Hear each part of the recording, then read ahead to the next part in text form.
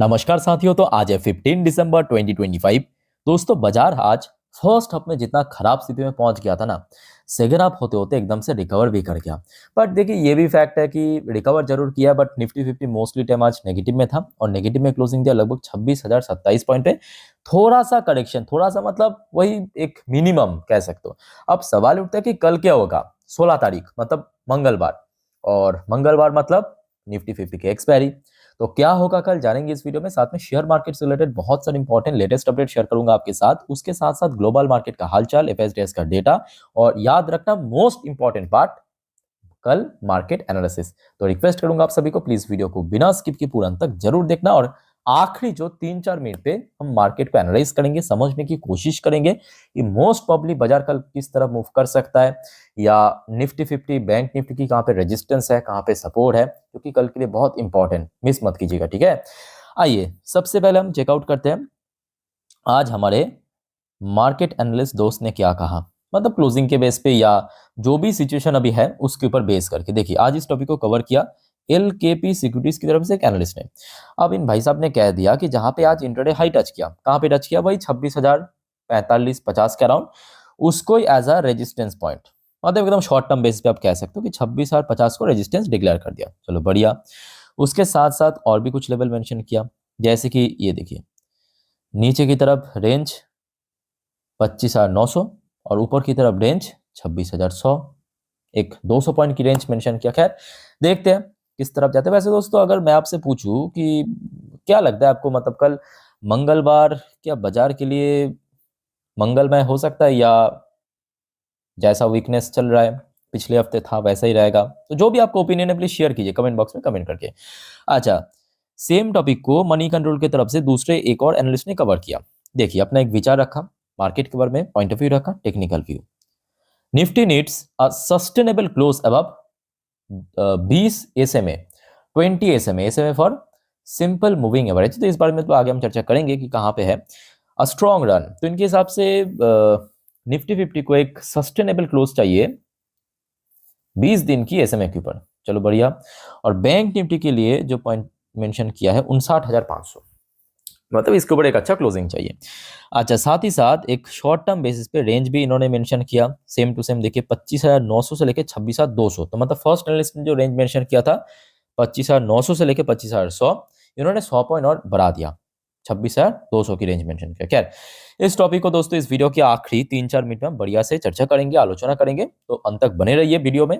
और चलिए अभी कुछ important economical data, latest update report आया है आपके साथ मैं शेयर करूंगा, पेशेंसफुली सुनते समझते जाइए। सबसे पहला डेटा देखिए आज ड्यूरिंग मार्केट में आ चुका है, ऑलरेडी आपको शेयर कर चुका हूं दिन की फर्स्ट वीडियो में, और जिन्होंने देखा बढ़िया, नहीं देखा बस देख लीजिए, शॉर्ट में आपको बता देता हूं। तो प्रीवियस मंथ पे भारत की WPI इन्फ्लेशन, मतलब होलसेल प्राइस इंडेक्स, देखिए दो प्रकार की इन्फ्लेशन होता है अक्सर हमने देखा, एक CPI मतलब कंज्यूमर प्राइस इंडेक्स, दूसरा WPI मतलब होलसेल प्राइस इंडेक्स। तो लास्ट डे मतलब फ्राइडे के दिन आउट हुआ था CPI इन्फ्लेशन, आज आउट हुआ WPI। प्रीवियस मंथ पे था -2.1%, फोरकास्ट आया -0.60%, एक्चुअल डेटा आया है -0.32%, जो कि मैं कहूँगा एकदम परफेक्ट है, ठीक है।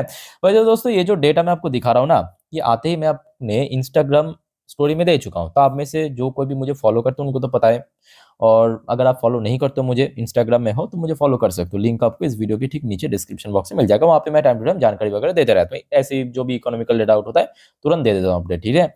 अच्छा, उसके साथ साथ दोस्तों एक और बढ़िया डेटा आज आउट हुआ, भारत की एक्सपोर्ट जो है US पे 22.6% बढ़ चुका है इस बार, नवंबर की ये डेटा है, ये देखिए। तो मतलब जो 50% टैरिफ की इम्पैक्ट अभी धीरे धीरे दोस्तों फीका हो रहा है। ये देखिए कितना एक्सपोर्ट किया मालूम है भारत, $6.98 बिलियन। देखिए 22.61% बढ़ चुका है।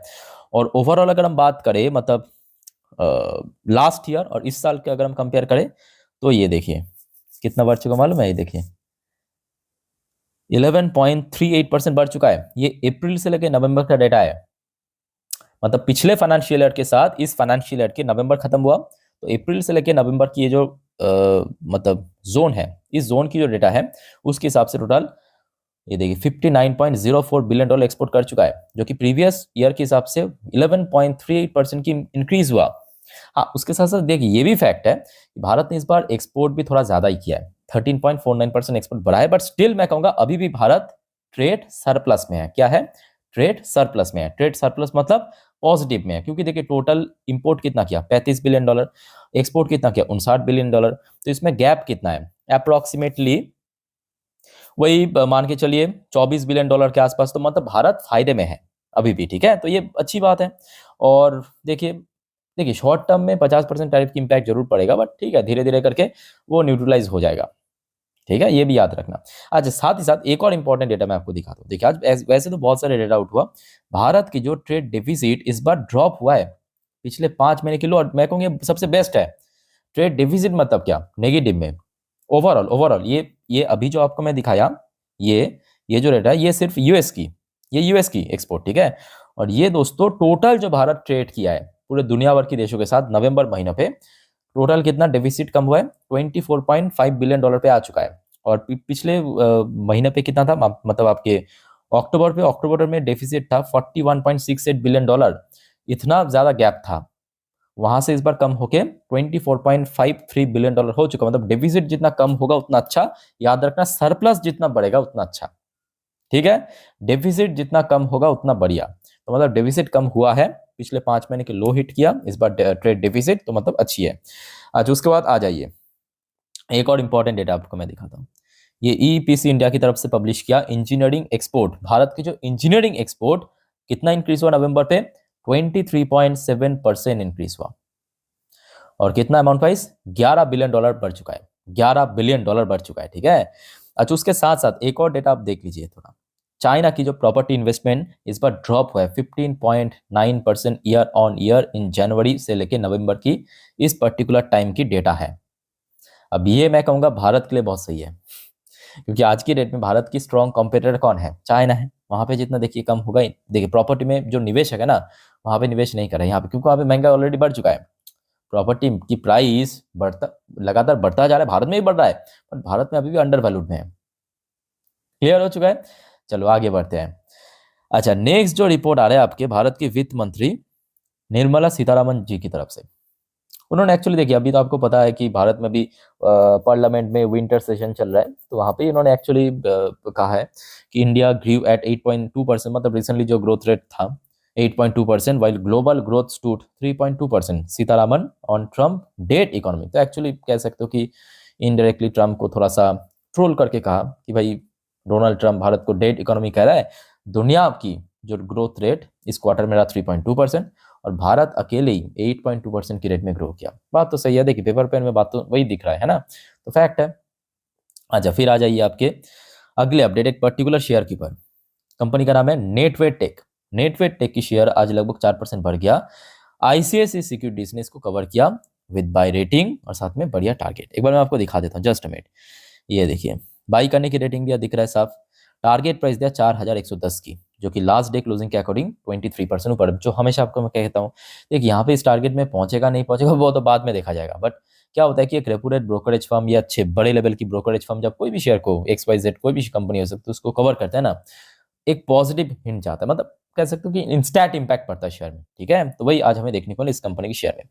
अच्छा, फिर आ जाइए आपके एक और अपडेट है, इंडिया आइडेंटिफाइज 300 प्रोडक्ट, कितना 300 product to boost export to Russia. और मैं कहूँगा ये जरूरी है। जरूरी क्यों है दोस्तों? आई डोंट नो कि आप में से कितने लोग भारत और रशिया के बीच ट्रेड के बारे में जानते होंगे। जिनको नहीं मालूम, मैं आपको थोड़ा सा बता देता हूँ।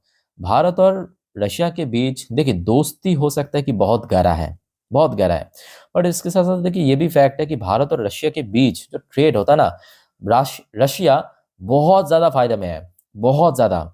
मतलब एक डेटा मैं आपको दिखाता हूँ, ये आई थिंक कि फाइनेंशियल 24 की डेटा है, तो आपको भाई समझ आ जाएगा भारत और रशिया के बीच जो ट्रेड कितना मालूम है।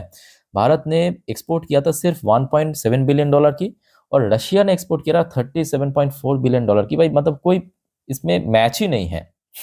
समझ पा ना, टोटल जितना ट्रेड हो उसका तो मेजोरिटी 90% आपके रशिया ने एक्सपोर्ट किया। तो जिस वजह से भारत और रशिया के बीच ट्रेड में भारत बहुत ज्यादा ट्रेड डेफिसिट में रहता है।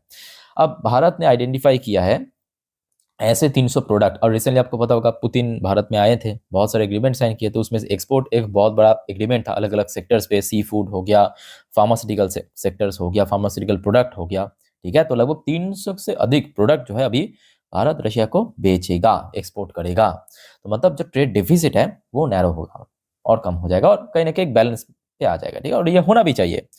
अच्छा, नेक्स्ट जो अपडेट है भारत की प्रधानमंत्री। अच्छा, वैसे प्रधानमंत्री जी के साथ आज लियोनेल मेसी की एक मुलाकात था, बट कहूँगा अनफॉर्चुनेटली वो नहीं हुआ है बिकॉज कुछ डिले की वजह से, ठीक है। तो एक्चुअली देखिए, चाहे प्रधानमंत्री या कोई भी स्टेट्स की जो चीफ मिनिस्टर, उन लोगों का शेड्यूल बहुत फिक्स्ड रहता है, ठीक है, खास करके जब बाहर जाते हैं। तो इस वजह से आज मुलाकात नहीं हुआ लियोनेल मेसी के साथ, खैर वो अलग बात है। तो यहाँ पे जो मेन मुद्दा है कि मोदी जी की नेक्स्ट जो सफर है जॉर्डन पे, टोटल 4 देशों की सफर है, और मोदी जी आज शाम के वक्त ऑलरेडी जॉर्डन पहुंच भी चुका है। जॉर्डन पहुंच के वहां के जो किंग है अब्दुल्ला टू, उनके साथ मुलाकात किए और बहुत सारे दोस्तों एग्रीमेंट वगैरह साइन करेगा, ठीक है। तो इसके ऊपर जानकारी मिलते ही मैं आपको प्रॉपर्ली शेयर कर दूंगा। अभी तक बस मुलाकात हुआ है, मे बी कल सुबह एग्रीमेंट वगैरह होगा, जो जैसे भी होता है प्रोटोकॉल पे, ठीक है। तो आते ही मैं आपको अपडेट दे दूंगा। बाय द वे, चलिए अब अगले अपडेट आपके ग्लोबल मार्केट का हालचाल थोड़ा सा देख लेते हैं। बाय द वे, एक और बात दोस्तों याद रखना, इसके बाद जो वीडियो आएगा ना रात की 12 बजे की वीडियो, जिस पर हम एंटायर जियोपॉलिटिकल टॉपिक को कवर करेंगे सेपरेटली, उस पर सिर्फ और सिर्फ जियोपॉलिटिकल टॉपिक ही रहेगा, ठीक है, जो कि बाजार के लिए बहुत ज्यादा वाइटल है, या कह सकते हो कभी कभी थोड़ा सा हट के टॉपिक भी हम कवर करते हैं। तो मिस मत कीजिएगा, और प्लीज दोस्तों चैनल को अभी सब्सक्राइब करके रख दीजिए, बाद में आप लोग भी भूल जाते हो, मैं भी बताना भूल जाता हूँ आप लोग को, ठीक है। अच्छा, फिलहाल अब आ जाइए, अभी यूएस मार्केट की सेंटीमेंट आप देख ही सकते हो। यूएस में लोकल टाइम 11:54 पे, बट थोड़ा सा डाउनवर्ड मूवमेंट चल रहा है। डॉ जोन्स देखिए ओपन हुआ था पॉजिटिव में, उसके बाद एकदम से नीचे की तरफ मूवमेंट, बट अभी 0.18% नीचे। अच्छा, दूसरी तरफ नैस्डैक कंपोजिट की पोजीशन भी थोड़ा सा नीचे 0.29%। अच्छा, यूएस की 10 साल की बॉन्ड डील नीचे चल रहा है। क्रूड ऑयल की प्राइस मैं कहूंगा बहुत महीनों बाद या सालों बाद, एक बार मैं आपको देख के बताता हूँ, सालों बाद बहुत सालों बाद $60 पर बैरल को क्रॉस करके अभी नीचे चल रहा है। $60 पर बैरल, इसको क्रॉस करके अभी 59.98, बहुत नीचे नहीं बट फिर भी नीचे है। अच्छा, इंडियन करेंसी की वैल्यूएशन सडनली ड्रॉप हो जाना, ये थोड़ा सा तो चिंताजनक बात है। मतलब 1 यूएसडी के अगेंस्ट में 90.72 इंडियन रुपी चल रहा है। अच्छा, अब आ जाइए कुछ इंडियन, अब बाय द वे इसमें ना भारत की जो आईटी कंपनी उसको बहुत बेनिफिट मिलेगा याद रखना, जो भारत की करेंसी की मान या वैल्यू जो पिछले कुछ महीनों पे इतना ज़्यादा गिरा है ना, भारत की जो आईटी कंपनीज उसको बहुत बेनिफिट मिलेगा, क्योंकि ये लोग जो पेमेंट लेते हैं किस में, यूएसडी में लेते हैं, उसको भारत में जब रुपया में कन्वर्ट करेंगे तो ज़्यादा मिलेगा ना समझ पा रहे हो, तो मार्जिन ब्रॉड हो जाएगा। अच्छा, फिलहाल Wipro limited ADR version 0.72% positive में आ चुका है। इन्फोसिस की एडीआर वर्जन थोड़ा सा फ्लैट चल रहा है, और आपके बैंक्स की हाल ठीक ठाक है। फिर भी एचडीएफसी बैंक की एडीआर वर्जन 0.24% पॉजिटिव में, और आपके आईसीआईसी बैंक की एडीआर वर्जन ठीक है, नीचे नहीं है बट थोड़ा बहुत फ्लैट चल रहा है, बहुत नीचे नहीं है, थोड़ा बहुत फ्लैट चल रहा है, ठीक है। आइए अब चलिए देख लेते हैं आपके गिफ्ट निफ्टी की पोजीशन कहाँ पे है।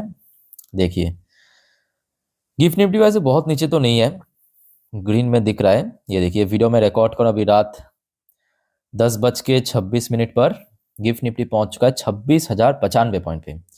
26,095 पॉइंट, मतलब आज जहाँ पे निफ्टी 50 क्लोजिंग है वहां से कितना होगा, अप्रोक्सीमेटली 68 पॉइंट के आसपास। मैं रफली कैलकुलेट करना, आप फिर भी एक बार थोड़ा सा देख लेना कैलकुलेटर में, ठीक है। 68 पॉइंट के आसपास ऊपर चल रहा है, तो मतलब देखिए ये तो आपके दिसंबर की फ्यूचर है, तो 2 हफ्ता बाद ये एक्सपायर कर जाएगा, दिसंबर की आखिरी मंगलवार पे। तो उस हिसाब से मैं कहूँगा डिसेंट चल रहा है, बहुत अच्छा भी नहीं, खराब भी नहीं, डिसेंट चल रहा है, डिसेंट पोजीशन पे। वैसे देखिए, ये भी फैक्ट है कि बाजार में एक स्टेबल गेनिंग या स्टेबल रिकवरी तभी पॉसिबल है जब एफआईएस की खरीदारी होगा, वो भी कंसिस्टेंट खरीदारी चाहिए।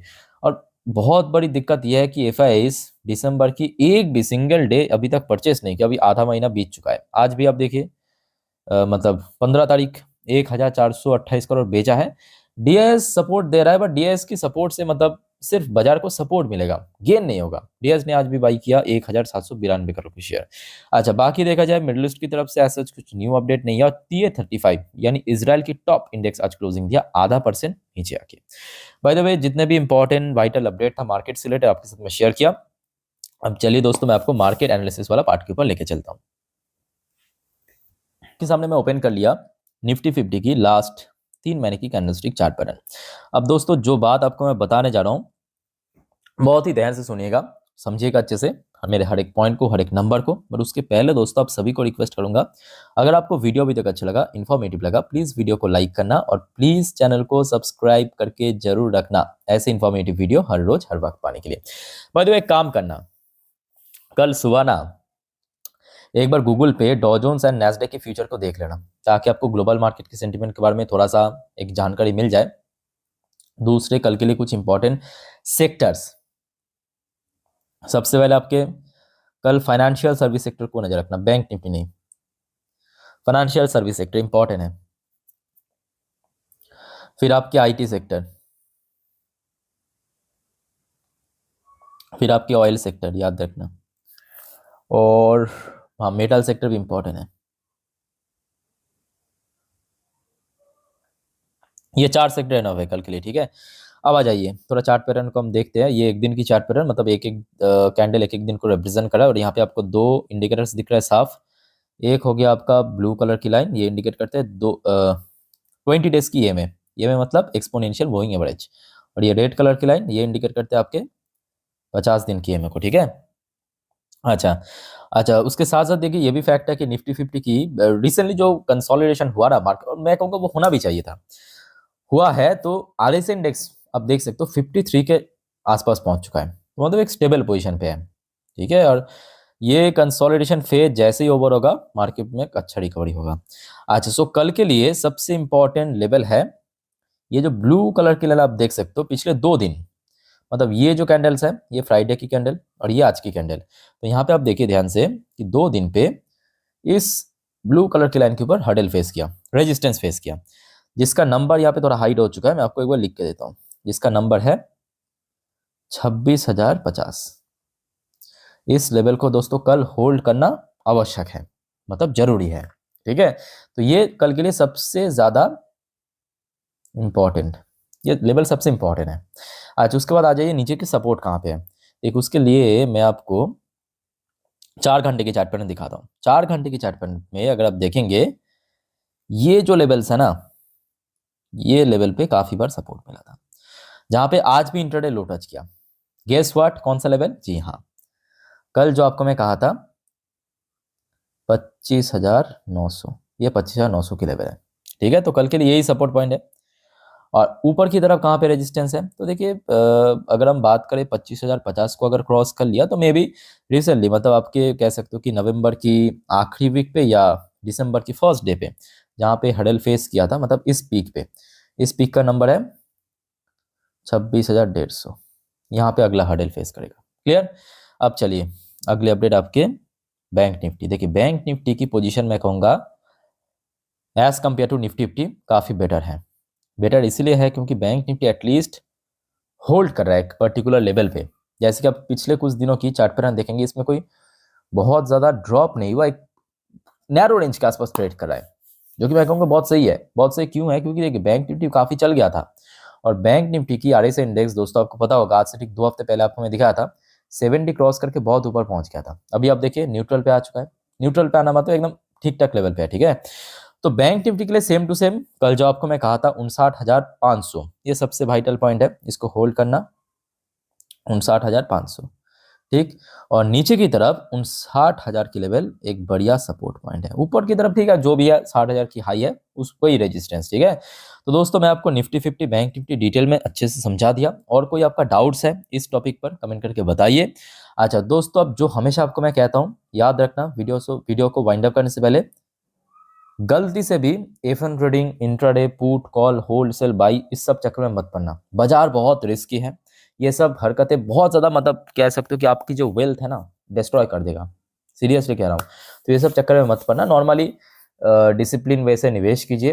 कोई दिक्कत है तो मुझे पूछिए कमेंट बॉक्स में कमेंट करके। दोस्तों काइंडली चैनल को सब्सक्राइब करना मत भूलना ऐसे इन्फॉर्मेटिव वीडियो हर रोज हर वक्त पाने के लिए। तो मिलता है नेक्स्ट वीडियो में, वीडियो को वाइंड अप करता हूँ। टेक केयर, बाय बाय, जय हिंद।